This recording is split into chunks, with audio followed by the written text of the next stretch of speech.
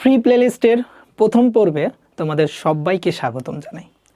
আমি মোহাম্মদ মঈনুদ্দিন রিয়াদ, পড়াশোনা করতেছি ঢাকা মেডিকেল কলেজে, আসি তোমাদের সাথে। এবং এই পুরা জার্নিতে আমি তোমাদের এই পুরা প্লেলিস্টটাকে ইনশাল্লাহ কমপ্লিট করার ট্রাই করব। তো আজকে প্রথম পর্বে তোমাদের সামনে আমি জুওলজির 3rd চ্যাপ্টার অর্থাৎ মানবদেহের পরিপাক ও শোষণের সবচেয়ে ইম্পর্টেন্ট যে জিনিসটা থাকে, অর্থাৎ আমাদের খাদ্য অর্থাৎ আমিষ, শর্করা এবং স্নেহ কোথায় কোন রস দিয়ে পরিপাক হচ্ছে, এই টপিকটা যেটা তোমাদের অ্যাট এ টাইম একটু প্যাস লাগে এবং এটা মেডিকেল অ্যাডমিশনের জন্য অনেক বেশি ইম্পর্টেন্ট। তো চলো কথা না বাড়িয়ে আমরা আজকের টপিকটা শুরু করি, মানবদেহের পরিপাক। ওকে, তো তোমাদেরকে জানতে হবে মানবদেহের পরিপাকের জন্য 5 ধরনের লালা রস থাকে, 5 ধরনের রস খরিত হয়। লালা রস, পাকস্থলী থেকে গ্যাস্ট্রিক জুস, এরপরে আন্ত্রিক জুস, প্যানক্রিয়াস জুস এবং বাইল। ওকে, এবং এই 5টা জুস দিয়ে আমাদের পরিপাক হয় 3টা জায়গায়। কোথায় কোথায় বলো তো?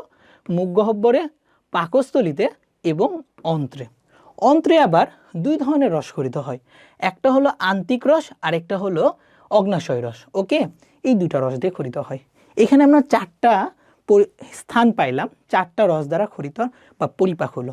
একটা রস যেটা পরিপাকে ডিরেক্ট অংশগ্রহণ করে না, সেটা হলো বাইল। তোমরা এটা আলাদাভাবে মনে রাখবা। এখন আসো আমরা মেজর 3টা খাদ্য অর্থাৎ শর্করা, প্রোটিন এবং লিপিড কোনটা কোথায় কি রস দিয়ে পরিপাক হয় সেটা শিখব। তো প্রথমে আসি আমরা শর্করাতে। ওকে, তো শর্করা কোথায় কোথায় পরিপাক হয়, প্রথমে তোমাকে এইটা জানতে হবে। শর্করা পরিপাক হয় মুখ গহ্বরে, এরপরে পাকস্থলীতে কিন্তু শর্করার পরিপাক হয় না, এরপরে অন্ত্রের অগ্নাশয় রস এবং আন্ত্রিক রসে আবার শর্করার পরিপাক হয়। তো আমরা শিখব কোন এনজাইম দিয়ে কোন খাদ্যটা পরিপাক হচ্ছে। ওকে, তো আসো শর্করাতে মুখে যখন খাবারটা নিব, শর্করার উপরে মুখ গহ্বরে যেই লালা রসটা কাজ করবে, একটার নাম হলো টম। আমি পুরা ছন্দটা যদি তোমাকে যদি একবারে বলে দিই, ছন্দটা এইভাবে মনে রাখবা, টম আম আসলাম। এর ভিতরে এই টম যে এনজাইম থাকে এটা মুখ গহ্বরে কাজ করে কার উপরে? শর্করার উপরে। এই টতে হলো ভাইয়া টায়ালিন, মতে হলো ভাইয়া মল্টেস। টটে ptyalin, মটে maltase. ওকে, এই টায়ালিনের আরেকটা নাম আছে ভাইয়া, সেটা হলো স্যালাইভারি আলফা অ্যামাইলেস। কি বললাম? Salivary alpha amylase. এইটা দেখো আলফা, তার মানে আমরা কেবলমাত্র আলফা বনযুক্ত খাদ্যকে গ্রহণ করতে পারি, বিটাকে পারি না। বিটা বন্ড কার আছে? সেলুলোজের। তাই সেলুলোজ মানবদেহে কিন্তু পরিপাক হয় না। ওকে, তাহলে টায়ালিন, মতে মল্টেস, এই 2টা এনজাইম শর্করাকে পরিপাক করে কোথায়? মুখ গহ্বরে। ঠিক আছে, আসো পাকস্থলীতে শর্করা পরিপাকের কোনো এনজাইম নেই। ঠিক আছে, এরপরে অন্ত্রে চলে আসবে। পাকস্থলী থেকে অন্ত্রে প্রথমে কাজ করবে অগ্নাশয় রস। ওকে, এই অগ্নাশয় রসে যে এনজাইমটা শর্করা পরিপাক করবে তার নাম হলো ভাইয়া আম। এই আতে হলো ভাইয়া অ্যামাইলেস, মতে হলো ভাইয়া মল্টেস। এই অ্যামাইলেস কাজ করবে অ্যামাইলোজের উপর, মল্টেস কাজ করবে মল্টোজের উপরে। ওকে, এরপরে খাবার আরেকটু নিচে যখন আসবে তখন আন্ত্রিক রস থেকে জুস খরিত হবে এবং তার নাম আমরা মনে রাখবো আসলাম দিয়ে। অতে অ্যামাইলেস, শতে সুক্রেস, লতে ল্যাকটেস, মতে হলো মল্টেস। এর ভেতরে এই সুক্রেস, ল্যাকটেস এবং মল্টেস এগুলো হলো ডাইস্যাকারাইডের উপরে কাজ করে। ওকে, তো এই যে আমরা পাইলাম মুখ গহ্বর, অন্ত্রের অগ্নাশয় রস এবং আন্ত্রিক রসে কোন কোন এনজাইম শর্করাকে পরিপাক করছে। ঠিক আছে, এখন আসো ভাইয়া প্রোটিনে। ফার্স্ট অফ অল প্রোটিনের পরিপাক হয় না মুখ গহ্বরে, এদের মুখ গহ্বরে পরিপাকের কোনো এনজাইম নাই। এখন আসো পাকস্থলীতে সে পরিপাক করবে। তো পাকস্থলীতে পরিপাকের আগে আমরা ছন্দটা একবার শিখি। ছন্দটা হলো পিজিরে কোলে নিয়ে টিকা দিতে ট্রাই করি আমিও। ওকে, এখন পাকস্থলীতে প্রোটিন পরিপাকের এনজাইমের নাম হলো পিজি রে। এই পিতে হলো ভাইয়া পেপসিন, জতে হলো জিলাটিনেজ, রতে হলো রেনিন। এই 3টা এনজাইম পাকস্থলীতে প্রোটিন পরিপাক করবে। ঠিক আছে ভাইয়া, এখন আসো পাকস্থলীতে গেল, এখন আসবো অন্ত্রের অগ্নাশয় রসে। প্রোটিন পরিপাককারী এনজাইম হলো এই কয়টা। ঠিক আছে, তো প্রথমে দেখো আমরা এইভাবে মনে রাখবো, তোমাদের জন্য সহজ হবে। প্রথমে আসো টিকা, টিতে হলো ট্রিপসিন। ওকে, এখানে আমরা কি পড়ছি? প্যাপসিন। এখানে আমরা কি পড়লাম? ট্রিপসিন। এই যে দেখো কোলে, কোলে থেকে মনে রাখবা কাইমোট্রিপসিন। ট্রিপসিন একটা, কাইমোট্রিপসিন দুইটা গেল। ওকে, এখন আছে ডিতে ট্রাই, ডিতে হলো ডাইপেপটাইটিস, ট্রাইতে হলো ট্রাইপেপটাইটিস। ঠিক আছে, এখন আসো করি, কতে হলো কোলাজিনেস, কতে কি? কোলাজিনেস। আরেকটা কতে হলো কার্বক্সি পেপটাইটিস। তাহলে যখন আমরা কার্বক্সি পেপটাইটিস পাই গেলাম, আরেকটা পেপটাইটিস আসবে অ্যামাইনো পেপটাইটিস।